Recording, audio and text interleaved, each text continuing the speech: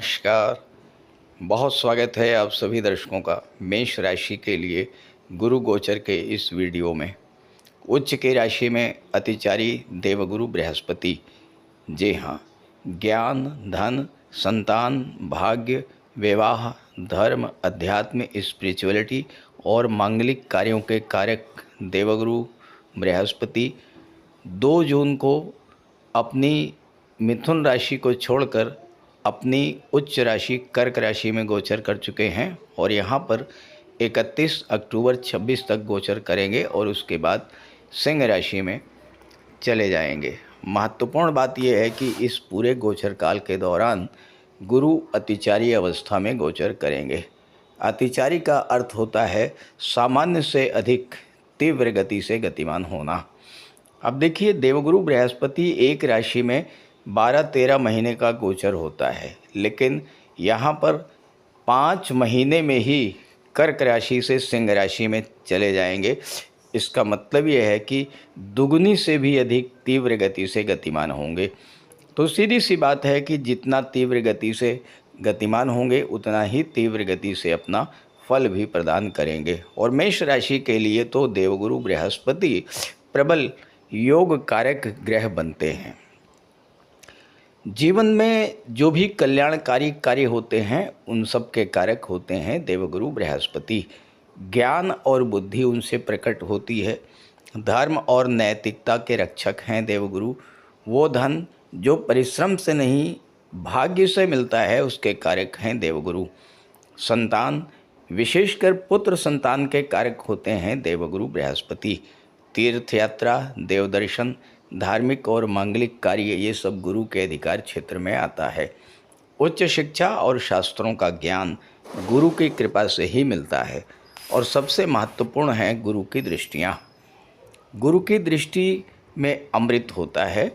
जिस भाव पर गुरु की दृष्टि पड़ती है वो भाव गंगा जल की तरह पवित्र हो जाता है और वो भाव फलने फूलने लगता है। उस भाव से संबंधित सभी फल प्राप्त होते हैं। कर्क राशि में गोचर के पश्चात 14 जुलाई से 12 अगस्त तक गुरु अस्त रहेंगे। इस अवधि में विवाह, गृह प्रवेश, यज्ञोपवीत जैसे शुभ और मंगल कार्य वर्जित रहेंगे। 13 अगस्त को पुनः उदित होकर के 31 अक्टूबर तक कर्क में संचरित करेंगे। उसके बाद सिंह में चले जाएंगे। तो मेष राशि के लिए गुरु का ये गोचर किस तरह का फल प्रदान करेगा, इसी पर चर्चा करेंगे इस वीडियो में। ये विश्लेषण आपकी चंद्र राशि के आधार पर किया जा रहा है। तो ये है मेष राशि के जातकों की कुंडली। देवगुरु का गोचर आपकी कुंडली के चतुर्थ भाव में है। कुंडली का वो भाव जिसके बारे में शास्त्रों में कहा गया है, किंग कुर्वन्ति सर्वग्रह यस्य केंद्रे बृहस्पति, यानी जिस जातक की गोचर कुंडली में या लग्न कुंडली में केंद्र के भाव में गुरु का गोचर है उस पर किसी भी ग्रह का अशुभ प्रभाव नहीं पड़ता है। तो गुरु का ये गोचर 2 जून से 31 अक्टूबर तक 7.5 जन्य कष्टों से आपकी रक्षा करने वाला है। मेष राशि के जातकों के जीवन में शनि की 7.5 गतिमान है। शनि बैठे हैं 12वें भाव में। गुरु की दृष्टि शनि पर पड़ रही है। एक तो चौथे भाव में और दूसरे शनि पर गुरु की दृष्टि पड़ने के कारण 7.5 जन्य कष्टों से आपको कम से कम 5 महीने तक तो पूरी तरह से राहत मिलने ही जा रही है। कालपुरुष कुंडली के अनुसार अगर मेष के लिए देखा जाए तो चौथा भाव ये उच्च का भाव है। और यहाँ पर देवगुरु बृहस्पति का गोचर देखिए 2 जून से 15 जून तक जब गुरु पुनर्वसु नक्षत्र में रहेंगे तो पहला कार्य क्या होगा। पुनर्वसु का मतलब ही होता है पुनर्निर्माण, दोबारा बसना, यानी जो छूटा हुआ है, जो अधूरा रह गया है वो कार्य इस समय पूरा होगा। जो लोग आपसे बिछुड़ गए थे वो लोग आपसे मिलेंगे। यहाँ तक ऐसी स्थिति भी हो सकती है कि जिस जगह आपने जॉब छोड़ दिया था दोबारा वहाँ से आपको ऑफ़र मिल सकता है। दूसरी चीज़, चौथा भाव आपका घर होता है। मेष राशि के जातकों के अंदर घर के प्रति आकर्षण बढ़ेगा। जो लोग ज़्यादा देर तक घर से बाहर रहना पसंद करते थे, अब उनका मन घर आने को होगा। और या हो सकता है कि आप घर से दूर रह रहे हों, ऐसी जगह नौकरी करते हैं जिसके कारण आप अपने घर नहीं आ पा रहे हैं, तो आपके अंदर घर वापस लौटने की इच्छा जागृत होगी और हो सकता है कि आप इस गोचर काल में अपने घर वापस आएँ। जो लोग सीनियर सिटीजन हैं, 60 प्लस हैं और साढ़े साथी के कारण स्वास्थ्य संबंधी समस्याओं से ज़्यादा परेशान थे, आप देखिएगा कि उनके स्वास्थ्य में एक विशेष स्थिरता देखने को मिलेगी। स्वास्थ्य में काफ़ी राहत देखने को मिलेगी। 18 जून से लेकर के 13 जुलाई तक देवगुरु बृहस्पति पुष्य नक्षत्र में गोचर करेंगे। हालांकि 14 जुलाई से जब गुरु अस्त हो जाएंगे तो माता के स्वास्थ्य का आपको विशेष ध्यान रखना होगा। ब्लड प्रेशर और सांस संबंधी समस्या बढ़ सकती है। साथ ही साथ जब पुष्य नक्षत्र में प्रवेश करेंगे तो आपके कार्य स्थल पर सीधा प्रभाव पड़ेगा। इस समय अगर आप ट्रांसफ़र चाहते हैं या प्रमोशन चाहते हैं या प्रमोशन ड्यू है, तो आपका प्रमोशन होने का योग बन रहा है। दूसरी बात, अगर आप घर से दूर हैं और चाहते हैं कि घर के पास आपका ट्रांसफ़र हो जाए, तो प्रयास करेंगे तो इस समय आपकी सफलता मिलेगी। साथ ही साथ अगर आप बैंकिंग, इंश्योरेंस या गवर्नमेंट सेक्टर से जुड़े हुए हैं तो ये गोचर आपके लिए बहुत ही अच्छा है, क्योंकि न केवल ट्रांसफ़र बल्कि प्रमोशन का भी योग बन रहा है। 14 जुलाई से 12 अगस्त के दौरान जब गुरु अस्त रहेंगे, ध्यान दीजिएगा, इस समय अस्त काल में ना तो नौकरी छोड़िएगा और ना ही नई नौकरी ज्वाइन कीजिएगा। इस समय थोड़ा इसको टाल दीजिएगा।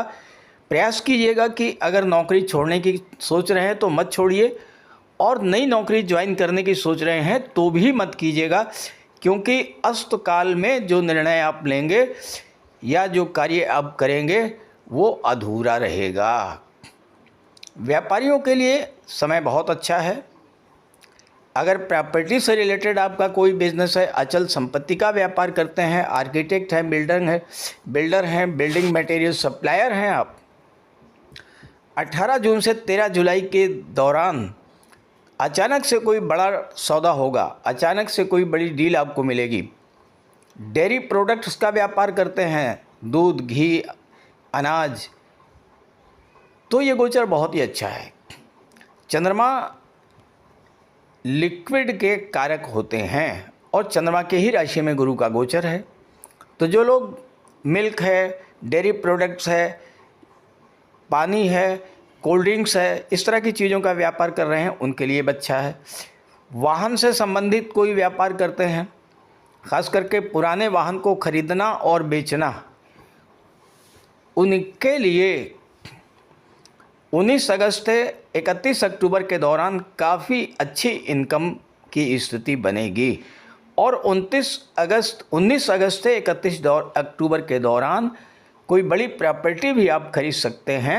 बस ध्यान रखिएगा कि जो भी प्रॉपर्टी आप खरीदेंगे उसके पेपर्स को बहुत अच्छे से चेक कर लीजिएगा, किसी लीगल एडवाइज़र की राय लेकर के तभी प्रॉपर्टी खरीदिएगा, क्योंकि कुछ ऐसी ग्रह स्थितियां बन रही हैं जहां पर आपके साथ धोखा हो सकता है, गलत पेपर्स आपको मिल सकते हैं, क्योंकि आपकी कुंडली में शनि तो खराब फल दे ही रहे हैं, राहु 11वें में बैठ करके जो है और तीसरे भाव को देख रहे हैं, तो राहु के कारण धोखाधड़ी के चांसेस बढ़ेंगे। आपके अपने ही, आपके फ्रेंड से ही आपको धोखा मिल सकता है, धन हानि हो सकती है, इस तरह का ध्यान रखिएगा। और साथ ही साथ चूँकि अष्टम भाव से भी गुरु का संबंध बन रहा है, अचानक से कोई टैक्स रिलेटेड प्रॉब्लम आ सकती है, जैसे वाटर टैक्स है, हाउस टैक्स है या कोई और टैक्स है इस तरह का, जिसके बारे में आपको जानकारी भी नहीं थी। अचानक पता लगता है कि वो बड़ा बिल आपके लिए आपके सामने आ गया। तो इन चीज़ को देख करके थोड़ा सा परेशानी भी होगी और थोड़ा सावधान भी रहिएगा। जहाँ तक रिलेशंस की बात है तो गुरु का आपके लग्न से चौथे भाव में गोचर करना, सुख के भाव में गोचर करना रिलेशंस में सुख देने वाला होगा।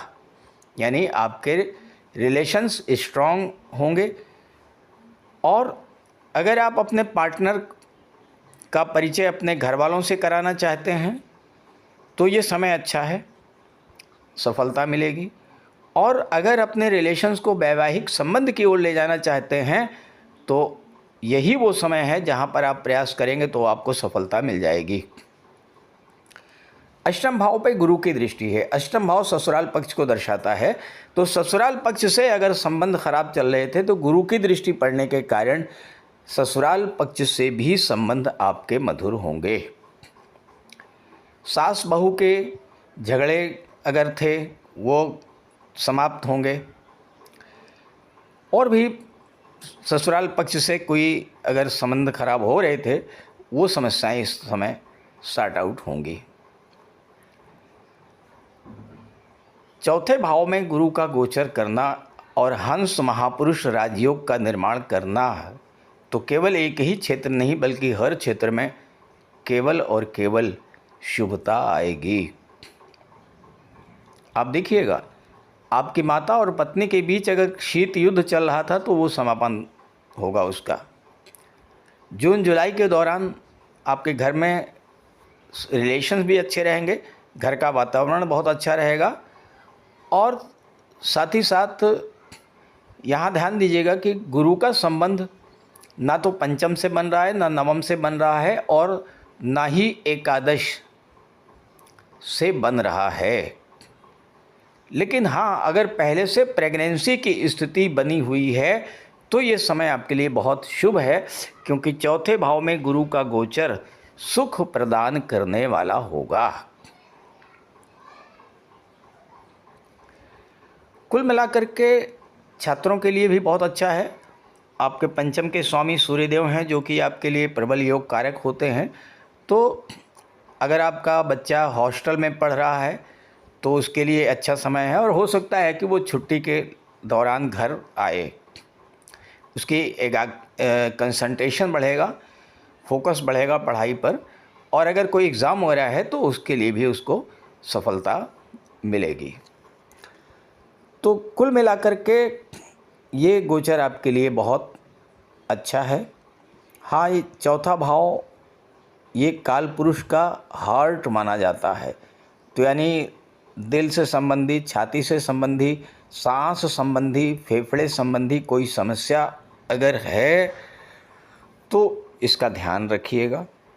और विष्णु सहस्त्र नाम का पाठ करते रहिएगा। माता पिता गुरु और वृद्धजनों का सम्मान कीजिएगा। तो ये गोचर आपके लिए 7.5 जन्म कष्टों से तो राहत देगा ही, एक बहुत अच्छा अवसर आपके लिए बन रहा है। तो इस गोचर का लाभ उठाइए। अब प्रश्न ये है कि क्या सभी मेष राशि के जातकों को एक जैसा ही फल प्राप्त होगा? ऐसा बिल्कुल भी नहीं है, क्योंकि मेष राशि के 1-2 नहीं करोड़ों जातक हैं। तो अगर आप अपनी जन्म कुंडली में ग्रहों के स्थिति के आधार पर क्या फल मिल सकता है ये जानना चाहते हैं तो इसी वीडियो के डिस्क्रिप्शन बॉक्स में मैंने व्हाट्सअप नंबर दे दिया है अपना, आप वहाँ पर कांटेक्ट कर सकते हैं। स्क्रीन पर भी मैं अपना नंबर लिख दे रहा हूँ, आप इसे नोट कर लीजिए 9058144128। तो इस नंबर पर आप संपर्क कीजिएगा। नमस्कार।